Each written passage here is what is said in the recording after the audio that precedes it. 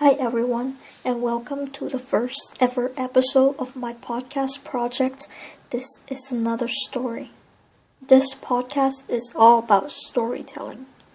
As often as I can, I will post an episode.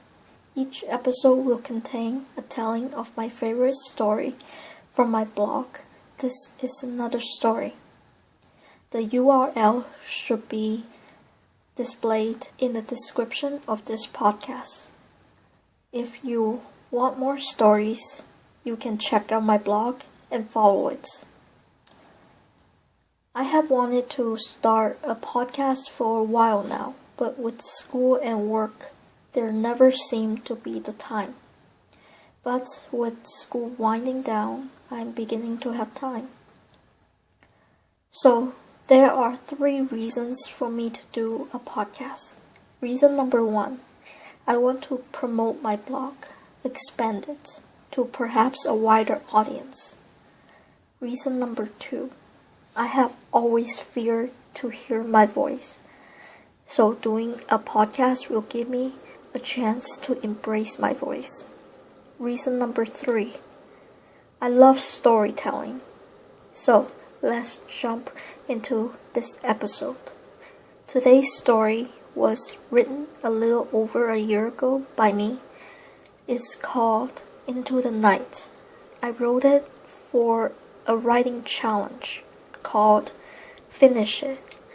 Basically, I was given the first paragraph and I am to continue the story. This is one of my favorite stories because I enjoyed writing the supernatural element of it.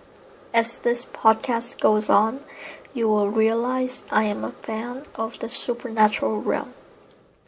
So, here we go. I hope you enjoy. Into the night. She knew she'd hit something, but what?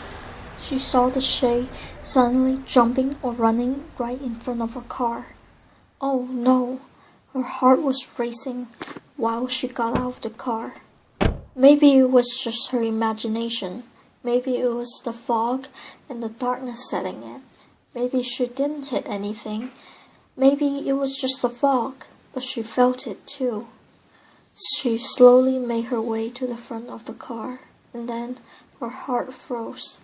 There it was, about 30 feet from the front bumper of her car. Something big, a deer? She could see fur, black and gray. Deer's fur aren't like that, are they? She suddenly wished she had paid more attention when watching those nature shows with her 10-year-old son. No, that is definitely not a deer. Besides, where are its antlers?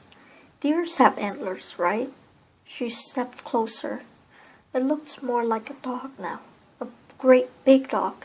But the closer she got, the more she wondered. Do dogs have feet? No. Dogs have paws. Her right hand flew over her mouth. Oh God, I've hit someone. It was a man, a naked man. Without hesitation, she shrugged off her knee-length down jacket so she was only wearing her hospital scrubs and threw it over him. What is a naked man doing running across the foggy, icy road? She wondered as her life-saving instincts kicked in. Quickly, her trembling fingers moved to the man's neck. There's a pulse. Good. Weak. But the important thing is he's alive and he'll survive. First aid kit, she breathed and ran back to her trunk. When she came back with the kit to bandage his bleeding head wound, the wound was gone. It was as if it never happened. Was she imagining it? She shook her head. Either way, this man needs the hospital.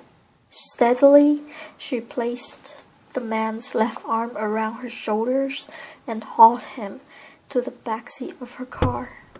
It'll be okay, she assured him, even though he was still unconscious. And then she got into the front seat of her car. She was glad the road was deserted, as she did a hard U-turn and sped towards the hospital. 5 minutes to the hospital, she heard a jolt in the back. The man had woken up. "What are you doing? Where are you taking me?" he said in a frantic voice. "I am taking you to the hospital," she said. "No, you can't."